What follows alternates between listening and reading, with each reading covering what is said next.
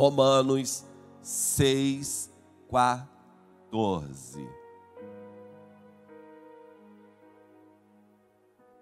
Diz assim Paulo à igreja de Roma: porquanto o pecado não poderá exercer domínio sobre vós, pois não estás debaixo da lei, mas debaixo da... Está debaixo de quê? Olha o que Paulo está falando, e você pode se assentar. Que você não está mais debaixo do poder da lei, mas que agora, a partir do momento em que você se decidiu para Jesus, você está debaixo da graça. Amém ou não amém? Meu Deus do céu, igreja, ó, acorda. Mas estamos falando então da graça. Esse texto de Paulo, ele vai falar aqui sobre a questão do domínio do pecado. Eu não venho aqui trazer uma mensagem exortativa ou uma mensagem doutrinária, porque o culto aqui é um culto da família, um culto também onde os adolescentes estão finalizando o seu congresso. Não vim pregar doutrina para você. Então eu não vou aqui abordar pecados A, pecados B, mas eu vou falar daquilo que muitos de nós sofremos e tragamos sofrimentos por causa dos pecados que nos acometeram na nossa existência humana. Eu estou falando aqui das mazelas do pecado, eu vou chamar assim. Que são mazelas? Tudo aquilo que foi causado em mim, as feridas que o pecado me causou, as brechas que ele provocou na minha vida, tanto socialmente como moralmente. Estamos falando de quê? De medo, de angústia, de culpa, de raiva, de ódio, daquilo que o próprio erro causou em mim.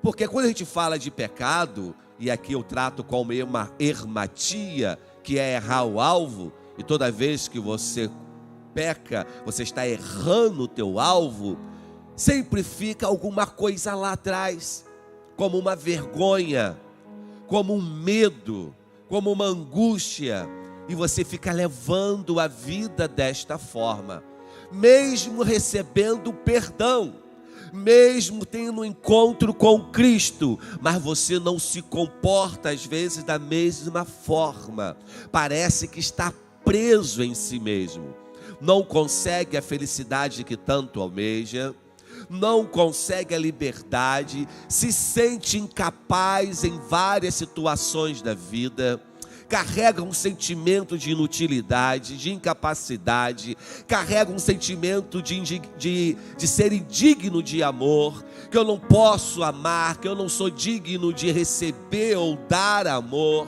que eu não sou digno de receber perdão. Quantas pessoas vivem assim, carregando essas mazelas?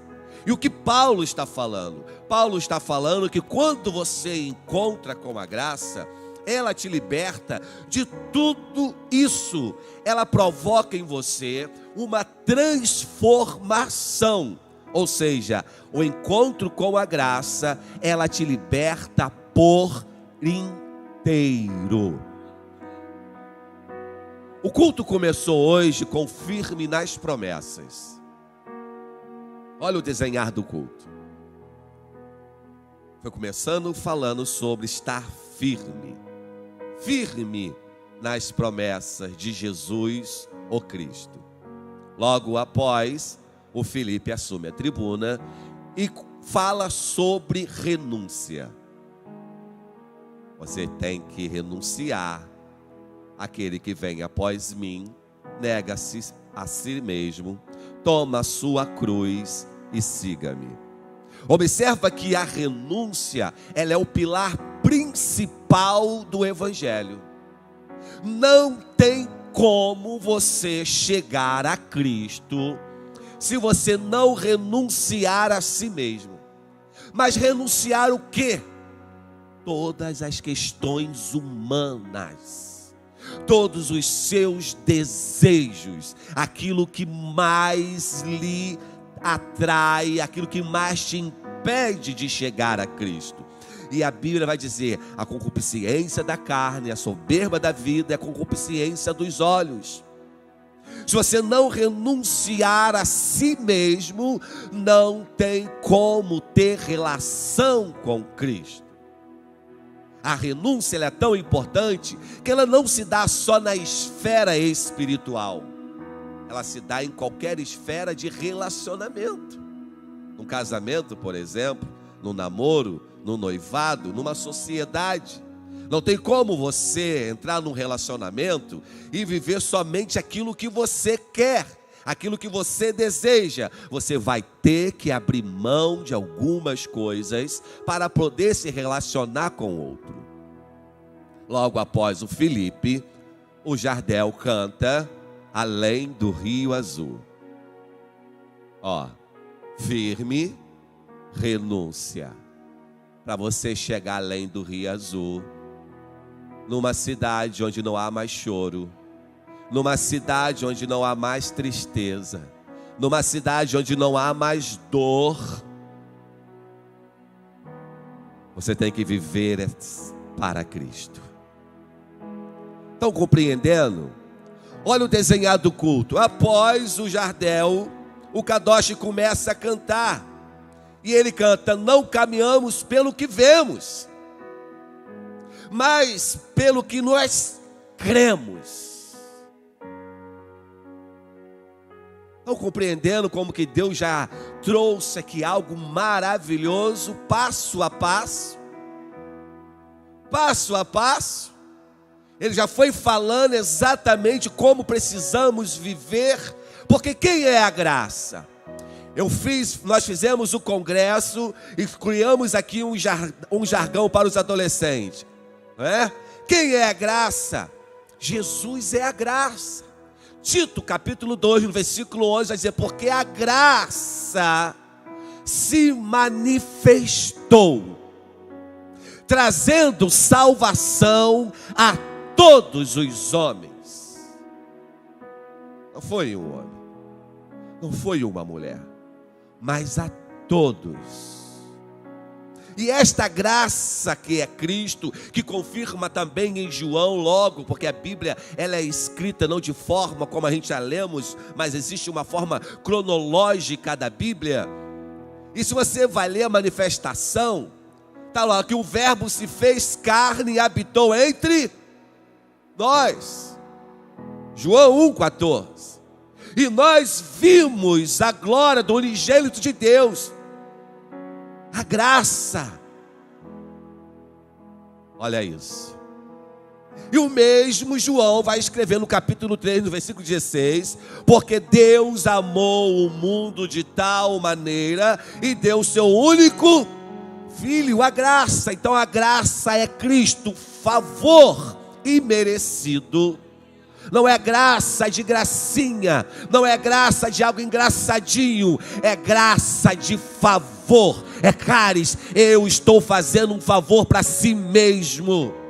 Quero te livrar de todas as dores, de todas as algemas que te aprisiona neste mundo tenebroso.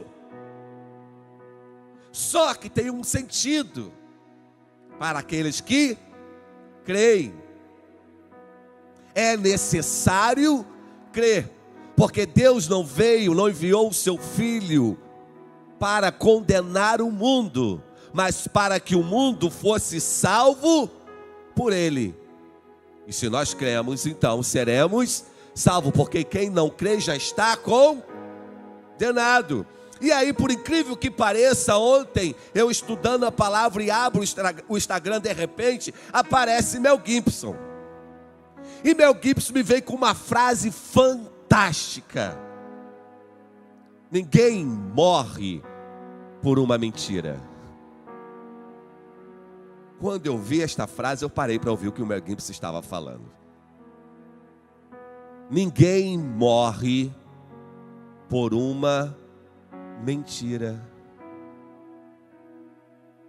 Mel Gibson estava dando uma entrevista sobre o filme da ressurreição, que vai ser lançado em 2017. 2027. E ele, ao estudar a Bíblia para fazer este filme, que é uma continuação da Paixão de Cristo, ele fala que ninguém morre por uma mentira.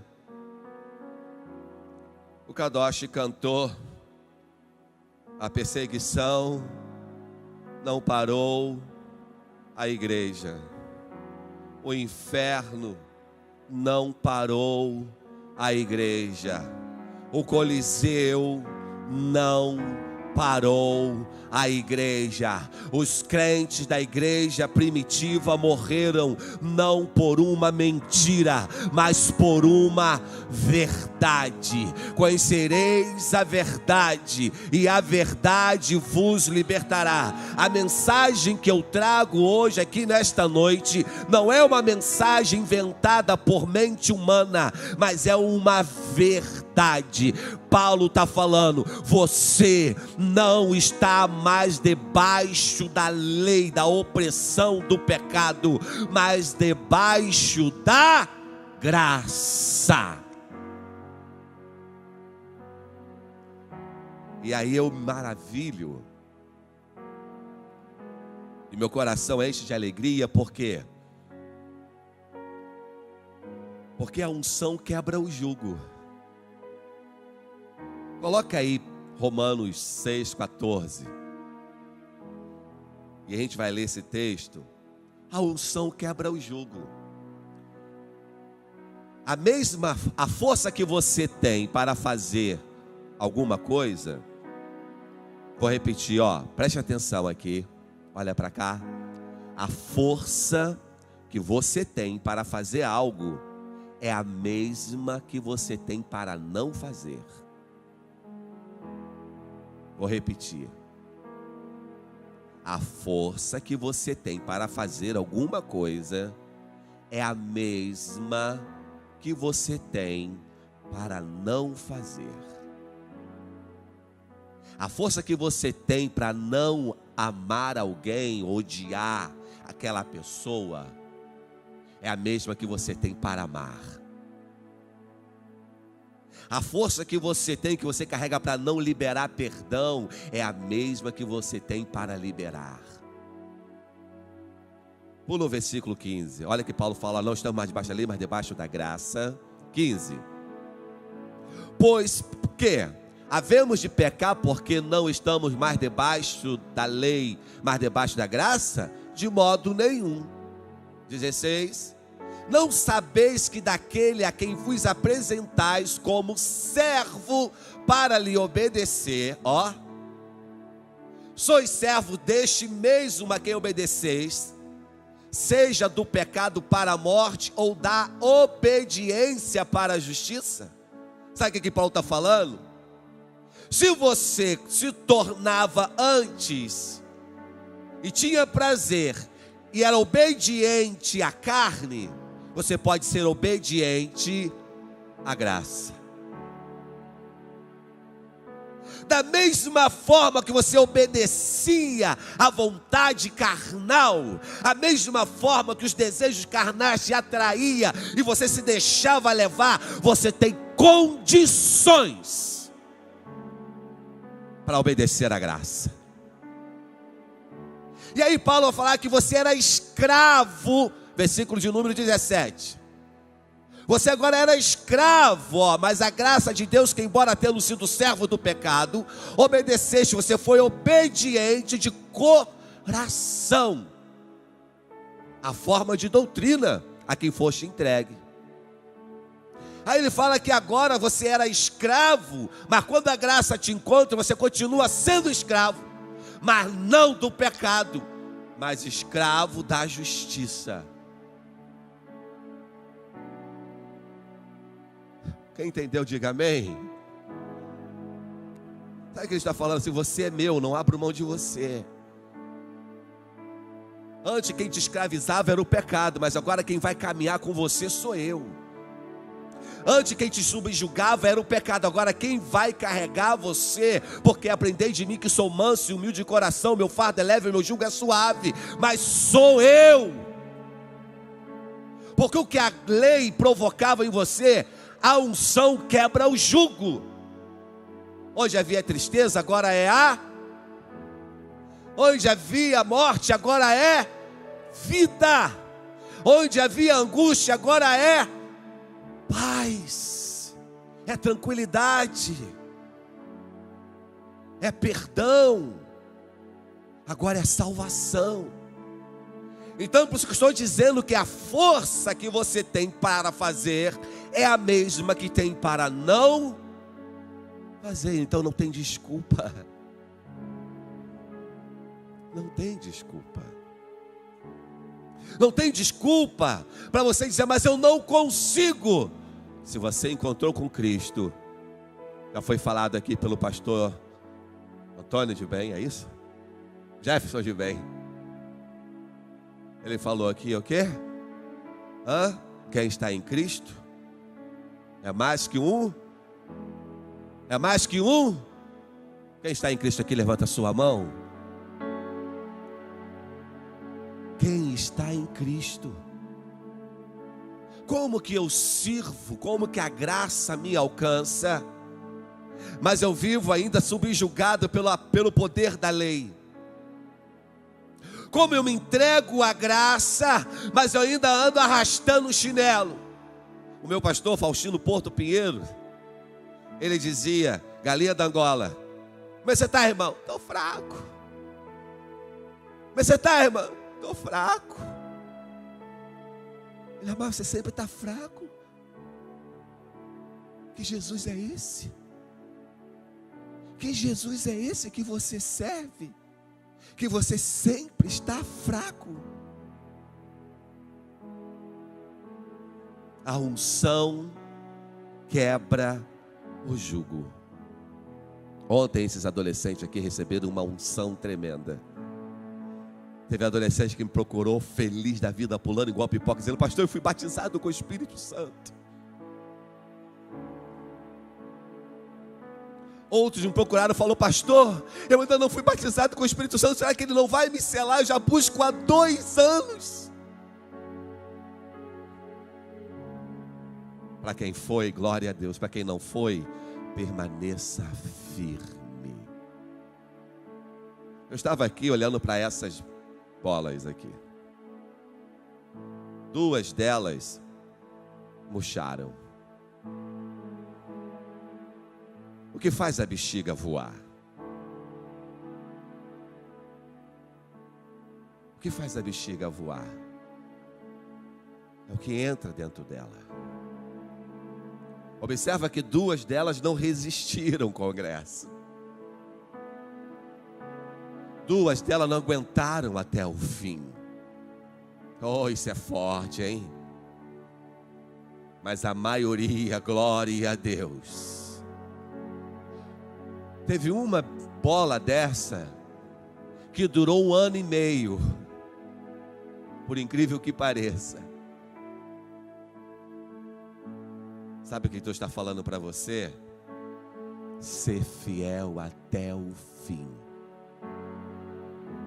e dar-te-ei a coroa da vida,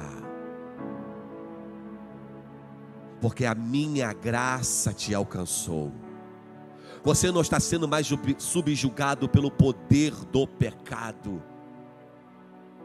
Você está debaixo da minha potente mão. Vocês estão entendendo isso, gente? Você sabe o que é estar debaixo das asas do Altíssimo? É você andar com a cabeça erguida. Pastor, mas o que tem a ver a pedra? Calma, olha para ela. Preste atenção. O encontro da graça, ele provoca uma transformação. O avivamento não pode ser apenas nos 2 dias do congresso, pastor.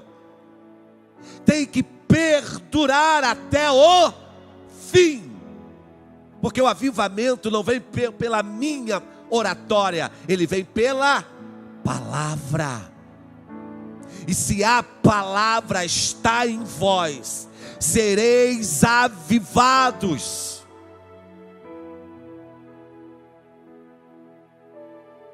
A A unção quebra o jugo. O encontro da graça com Pedro, em Lucas capítulo 5. Olha o que ocasionou na vida de Pedro. Lá no Evangelho de Lucas, capítulo número 5, você vai ver Pedro e seus companheiros pescando. A Bíblia vai dizer que Pedro pescou a noite toda. Nada pegou. O exímio pescador. Mas de repente quem vem? A graça. A graça vai chegando de fininho. A graça vem trazendo uma mensagem, pregando à beira do lago de Genezaré.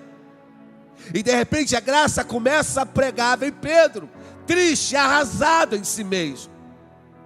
Porque trabalhou, não pegou nem um peixinho, Flávio, nem um lambari. O sustento da família estava perdido naquela noite. Volta para casa sem pão, Luizinho. E eu sempre falo isso, que se tem uma coisa que aterroriza o coração de um pai e de uma mãe, é não ter pão na mesa. Pode ter carro, pode ter tudo, mas se ele não tiver o pão, ele vai querer vender o carro bonitão dele, para o pão não faltar, sim ou não? Vai querer vender o carro, se tiver alguma joia vai vender, porque a prioridade é o pão. Pedro volta para cá, mas depara com quem? Com a graça. Jesus olha para Pedro triste, já viu porque Jesus era onisciente, já viu a tristeza de Pedro e falou: ei Pedro, me presta teu barco. Pedro estava fazendo o quê? Lavando as redes, para voltar para casa. Jesus entra no barco de Pedro, Pedro dá permissão à graça. Renúncia. Eu estou cansado, trabalhei a noite toda, mas mesmo cansado, eu vou renunciar o meu descanso hoje. Eu poderia ir para casa dormir, porque eu fiz uma vigília a noite toda, mas quem está me pedindo o meu barco, ele é mais poderoso do que eu. Você não está entendendo. Pedro renuncia o cansaço carnal, entrega o teu barco. Jesus faz do barco de Pedro o altar da pregação e começa a pregar o evangelho para a multidão no barquinho de Pedro. Termina o culto na praia. Depois do culto você vai ver.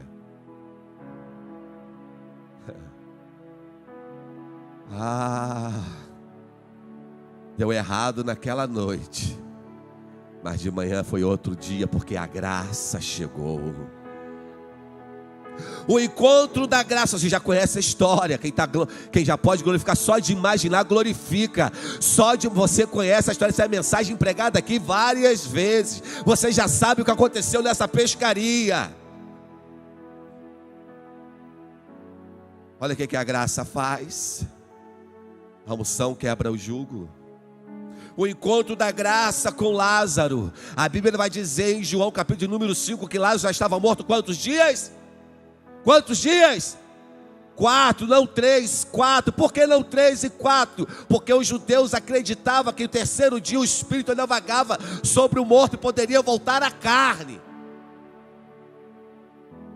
Mas Jesus espera um dia a mais, para eliminar todas as ideias, todas as hipóteses humanas. Espera mais um dia. E aí a família de lá fala: já está morto mesmo, já está em 4 dias, não tem mais como retornar, realmente morreu. Aí Jesus: agora eu chego, o encontro da graça. Você conhece a história? Lázaro reviveu. Lázaro, sai para fora. Aí o hino vai dizer: eu não sei se ele veio andando, eu não sei se ele veio voando, mas uma coisa eu sei: ele vive, ele veio. Você está compreendendo? o encontro da graça com a mulher de Samaria. Jesus chega cansado. Chega com os discípulos de uma cidade para outra e fala assim: ó, não dá para ir para onde a gente vai ainda não, mas porque é necessário primeiro passar em Samaria. É o quê? Necessário eu passar lá em Samaria. Mas Senhor, os judeus estão querendo te pegar. Você tem inimigo por toda parte. Não, mas eu vou ter que passar lá. É necessário ir em Samaria. Em Samaria tinha uma mulher crente. Pastor, ela era crente? Ela era crente. Os samaritanos eram um povo adorador. Era uma espécie de uns crentes da época. E tem muito tipo de crente. Tem ou não tem? Tem. Ela era um tipo de crente. E ela está lá, dentro da sua insignificância, dos seus medos, dos seus traumas, das suas mazelas. Eu olho para a mulher de Samaria, eu vejo nessa mulher muitas crenças negativas, muitas crenças limitantes. As algemas do pecado, do medo, da angústia, acompanhava ela dia após dia. Eu não sei porque aquela mulher teve esta vida tão triste, a ponto de não conseguir andar diante da sociedade, a ponto de não ter muitos amigos, porque a Bíblia deixa bem claro que ela andava sozinha. Jesus vai justamente onde a mulher ia, naquele exato momento. Jesus sabe de tudo. Amém ou não amém? Ele sabe porque você veio aqui.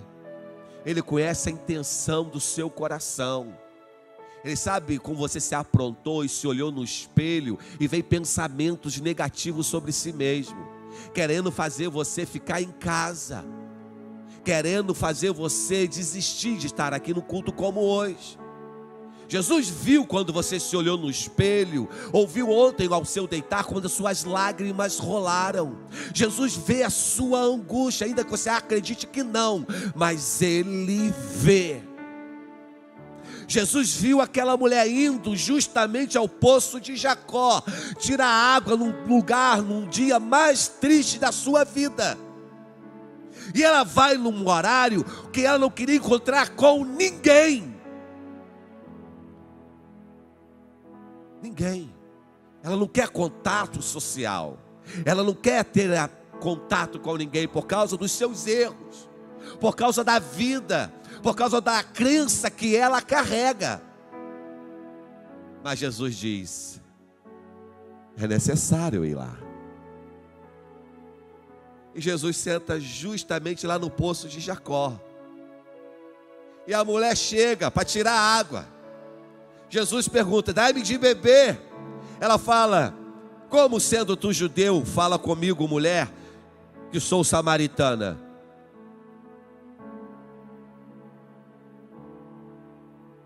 Senhor,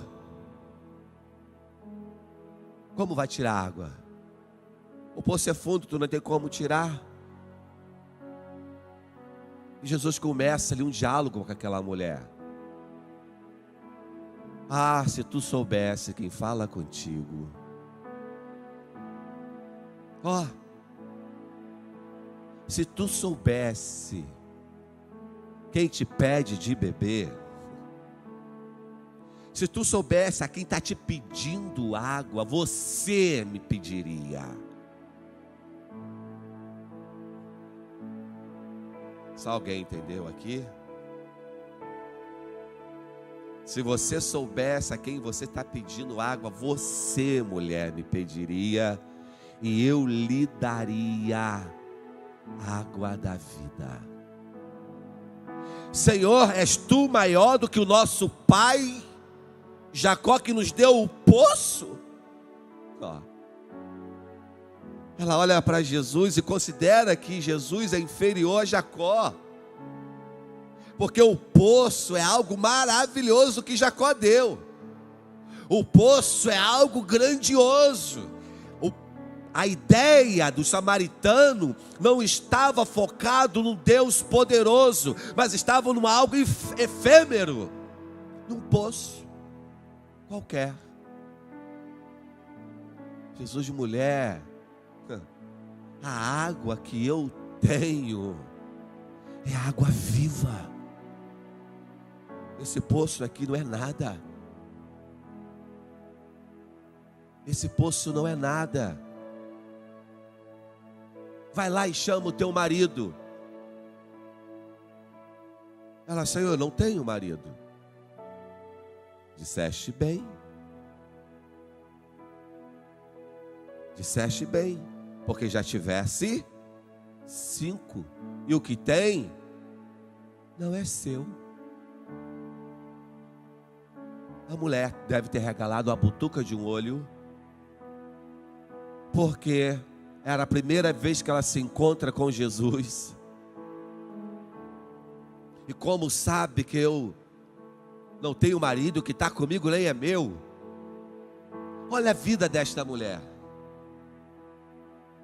O que levava esta mulher a não ter condições, ou na sua vida não ter tido um casamento sólido? Porque essa mulher carrega, ela nunca teve alguém para ser chamado de esposo, de marido, de companheiro. A crença que ela carrega, de que eu não sou perfeita, de que eu não sou capaz de ser amada, de que eu não sou digna de ter alguém ao meu lado, constituir um casamento, a impede de ter um lar, uma família. E ela leva a vida tentando ser feliz, buscando felicidade com um homem aqui, depois com outro lá, buscando preencher um vazio. Mas quando ela encontra com Jesus, quando ela encontra com Jesus, a vida dela é transformada. Já estou chegando no final da mensagem. Poderia finalizar aqui agora com a mulher adúltera, que foi arrastada talvez pelos cabelos até Jesus, cheio de acusações, com uma multidão com pedras nas mãos. Esta foi pega em adultério. E na lei, olha o poder da lei. Na lei, ela tem que ser apedrejada. E tu, mestre, o que dizes?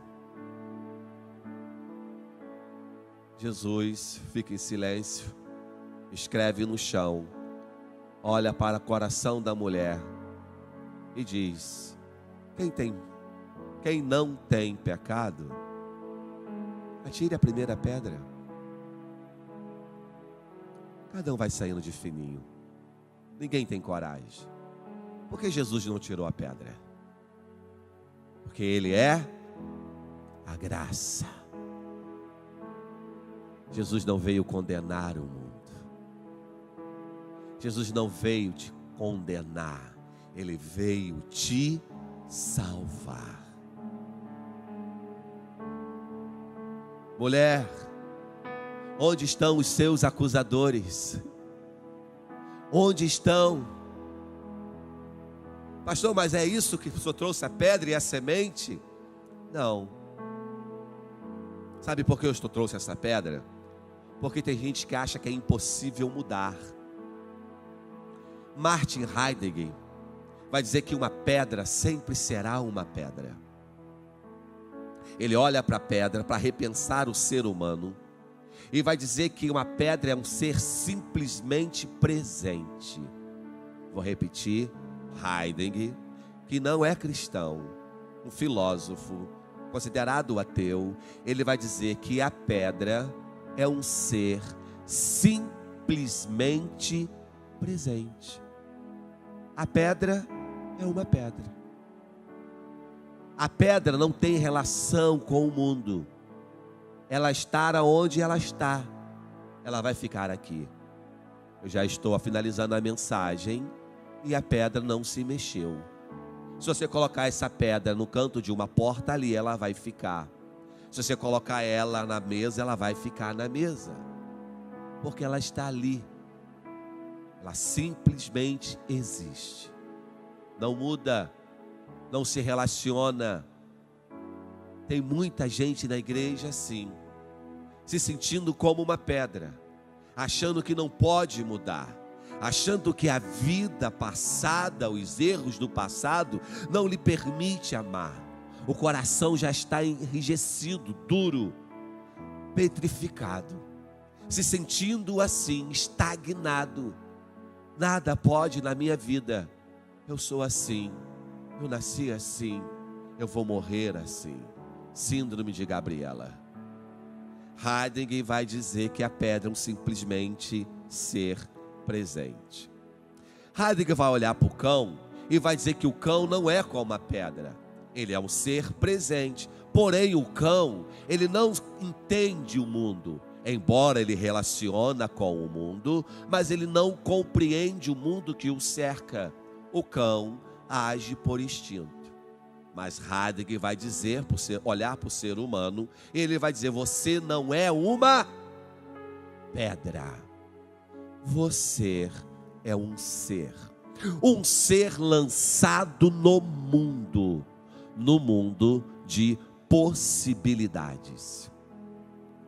Você não é isto, você é um ser.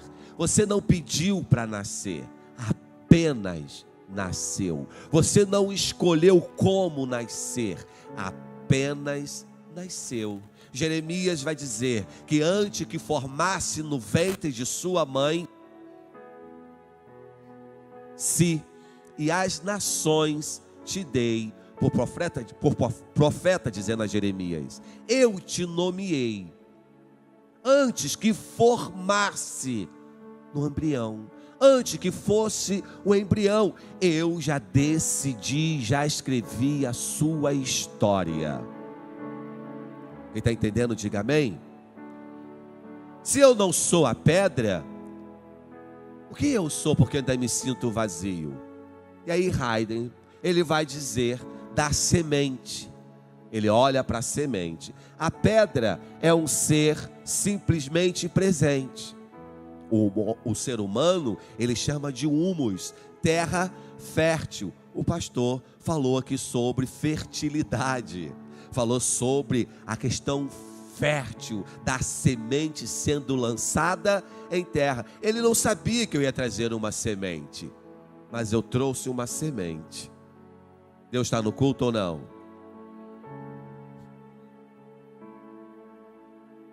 A semente é a abertura para o ser.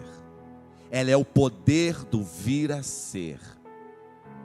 Você que se acha um ninguém, você que se acha um ser incapaz, você que se acha um ser sem condições de amar ou ser amado, você que se acha em condições de receber o perdão de Cristo, sabe o que Deus está falando para você? Você é humus, você é terra fértil, mas sabe o que precisa entrar em você?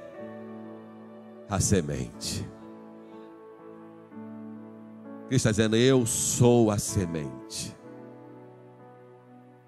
Você precisa sim deixar entrar em você esta palavra. E aí você será o que a semente tem poder de ser. Porque a terra é apenas terra, mas a semente é o poder ser. Eu não sou o Silas porque eu nasci Silas, mas eu sou porque a palavra entrou em mim. Você não canta porque você nasceu cantor. Você canta e adora ao Senhor porque a graça entrou em você. Você prega com eloquência porque você não é um grande pregador.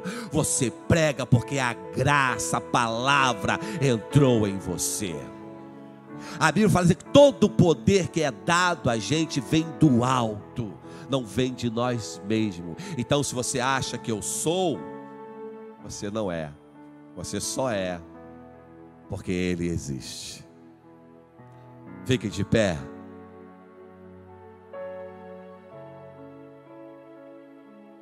Paulo não, em Atos, o doutor Lucas escreve em Atos 17, dizendo que nele vivemos, nele nos movemos, nele vivemos, nele nos movemos, nele nós existimos. Você só existe porque a graça te alcançou. Eu mandei uma mensagem para o Guilherme. Eu falei: Guilherme, quando eu estava escrevendo essa mensagem, eu lembrei de Fernandinho, do hino, que eu não sou mais escravo do medo. Eu sou filho de Deus. Você não é uma pedra. Você não é um ser simplesmente jogado ao acaso. Está vendo, adolescente? Você não é um ser, um erro do acaso. Você é filho de Deus. E o Fernandinho vai dizer: antes de nascer,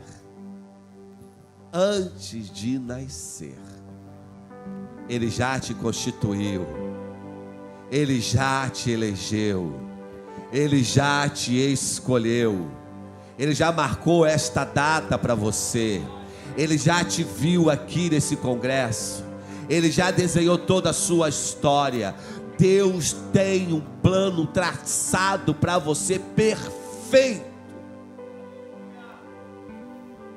Perfeito. Porque você é filho dele.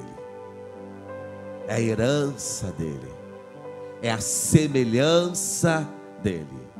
E se tem alguém aqui para Jesus hoje, que quer ter esse encontro com a graça, que compreendeu cada passo desta mensagem e quer se entregar ao poder da graça, venha correndo.